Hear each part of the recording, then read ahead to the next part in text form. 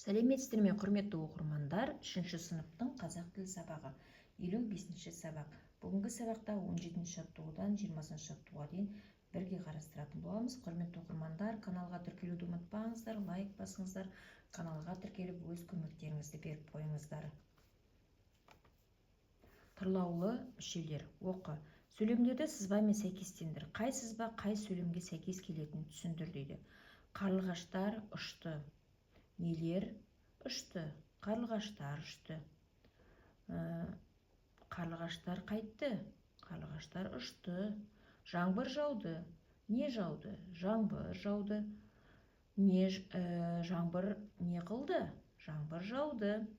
Бұл сөйлемдегі сөздердің қандай сұрақтарға жауап береді дейді. Қарлығаштар ұшты, яғни нелер қайтты, жаңбыр жауды, не қылды деген сұрақтарға жауап беріптір. Ендеше бұлар сөйлемдердің тұрлаулы мүшелеріне жатады. Әрбір мүше сұраққа жауап беретін болса, сөйлемнің мүшелері бола алады. Соның ішінде бізде сөйлемдерді оқыған кезде бірінші баяндауышын, сосын бастауышын табамыз. Яғни сөйлем болу үшін міндетті түрде баяндауыш мен бастауыштары болу керек. Бұл мүшелердің жаңағы бастауыш пен баяндауыш сөйлемнің тұрлаулы мүшелері болып есептеледі.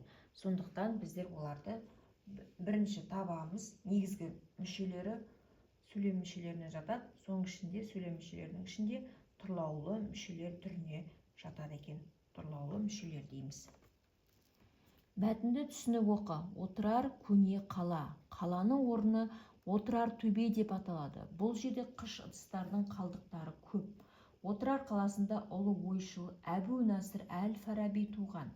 Отырарда сәулетті сарайлар мен мешіттердің болғанын дәлелдейтін жәдігерлер көптеп кездеседі. Қазақстан тарихы оқулығынан алынған мәтінде қандай қала туралы айтылған?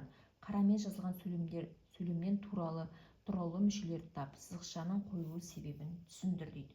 Отырар қаласы туралы айтылған екен мәтін бізде. Отырар көне қала. Бұл жерде отырар не? Қала.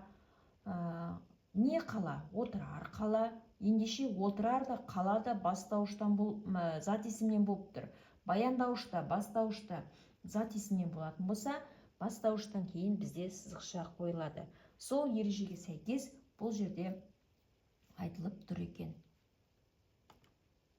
Ребусты шеш, қала сөзінен екі сөйлем құрап жаз дейді. Ол сөз бірінде бастауыш, екіншінде баяндауыш болсын дейді. Бұл жерде отырар қала, яғни бір сөздің екі сөйлемде екі түрлі сөйлем мүшесінің қызметін атқару себебін түсіндір дейді. Екінші сөйлемде сызықшаның қойылу себебін түсіндір дейді. Отырар қала, бұл жерде отырар не? Қала. Қала қандай? Қала көне.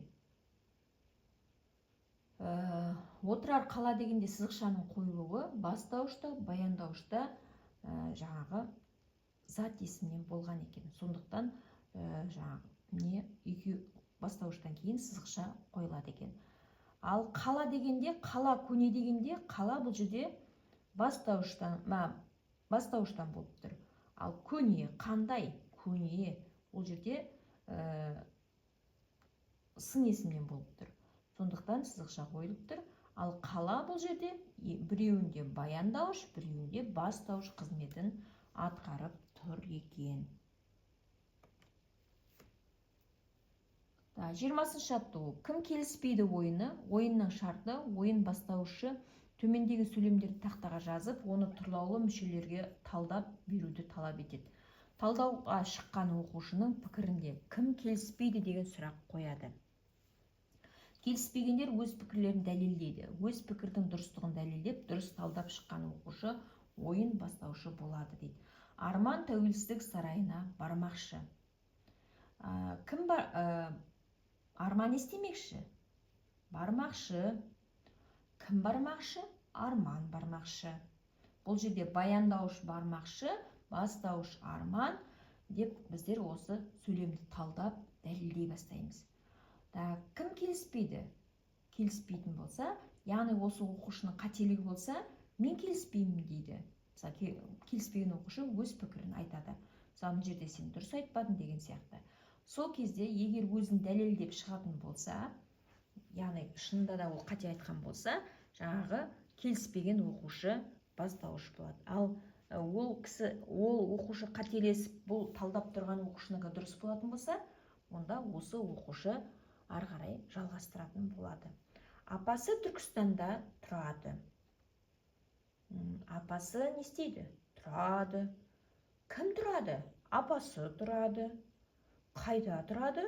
Түркістанда тұрады. Бұл жерде баяндауыш тұрады. Кім тұрады? Апасы. Қайда? Ол тұрлаусыз мүшесі болады. Ол таңертең Баянауылға соқты. Ол не істеді? Соқты. Кім соқты? Ол соқты. Яғни бұл жерде бастауыш олмен беріліп тұр екен. Мысалы, адамның аты берілмеген, ол деп берген. Бұл жерде сонда баяндауыш соқты, ол бастауыш.